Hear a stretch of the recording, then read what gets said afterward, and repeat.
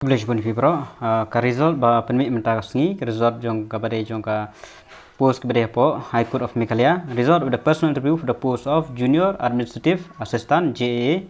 On the basis of personal interview and selection process, the post of JAA in the High Court of Meghalaya, the following candidates have been selected. Selected candidate, roll number and name of the candidate: Govind Star Lingdo Nongbri, you are on reserve, yo, and Srimati Monica Chalam Khasijantia, Walam Suk S Lalu Khasijantia, Don Bok Lang Thongni Khasijantia. The following candidates are kept in the waiting list. Lada kita kin mon join kini napo kin yo ya kapus. Srimati Lawrence Collins Marbanyang, Shri Munmun John Pingrub, Shri Verlan Khasati, Shri Khrau Kupar Soklet.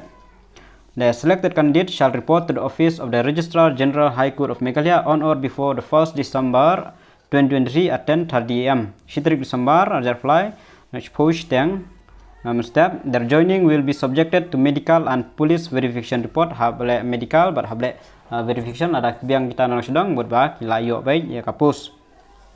In case the selected candidate failed to report by the given date, appointment will be referred to the candidate on the waiting list. Ada kimon report, kemudian ba kinyo no kinegi waiting list.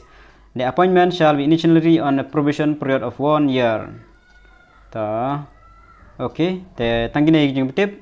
But congratulations namta ki nei candidate ki bela select ka kanne kapus jongka Meghalaya High Court. Tangkine hi kulesibun.